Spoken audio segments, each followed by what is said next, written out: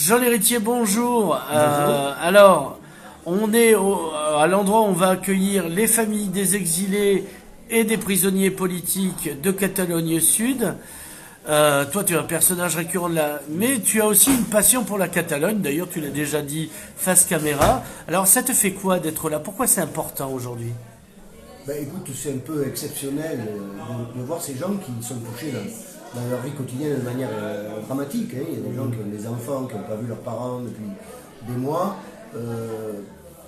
C'est tellement monstrueux qu'on n'arrive pas à comprendre. Hein. Alors un prisonnier de droit commun, il va faire 2 mois de préventive. Et là, des gens qui se sont battus pour leurs idées et qui ont été élus sont en prison depuis 6 mois. Donc ça me paraissait indispensable de témoigner de la solidarité juste par ma présence.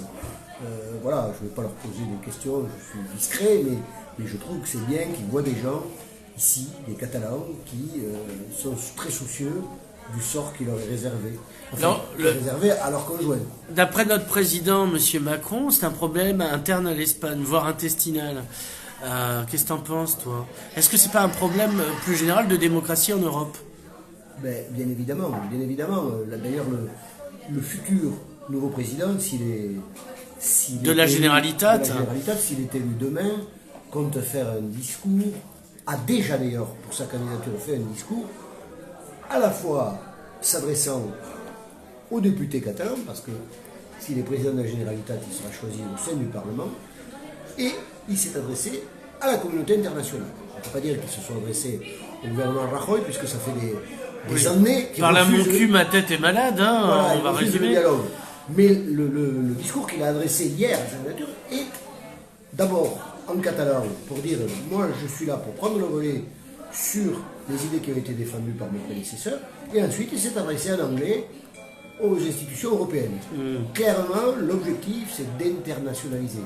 D'ailleurs, il faut savoir que même ici en Catalogne Nord, il y a un certain nombre d'élus qui ont créé un réseau pour faire connaître dans le monde politique français, alors ce sera très modeste évidemment, face au poids du jacobinisme français, mais faire connaître auprès des élus, auprès des parlementaires, la situation, faire comprendre qu'il y a des gens en prison depuis 6 mois pour leurs idées. Pas pour des braquages de qui banque. sont Hein. élus. Voilà. Parce qu'on nous dit que c'est pas des prisonniers politiques.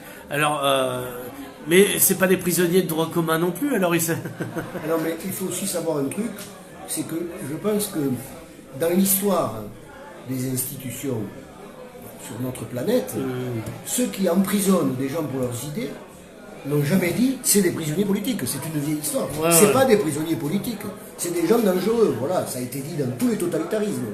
C'est pas des prisonniers politiques pour leurs idées, c'est des gens dangereux. Donc là, le discours qui est tenu par Rajoy et son gouvernement et les supports que sont tous ceux qui ont donné leur voix au 155, c'est-à-dire Ciutadans, le Parti Socialiste. Là, c'est comme dans les totalitarismes, non, ce ne sont pas des prisonniers politiques, ce sont des gens dangereux.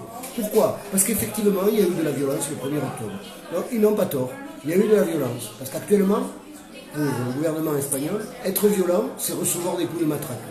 voilà. Donc, tous les Catalans qui ont reçu des coups de matraque, ou qui ont défendu ceux qui ont reçu des coups de matraque, sont violents et méritent d'être en prison. Ce n'est pas pour leurs idées, c'est parce qu'ils sont violents. Jean Héritier, merci.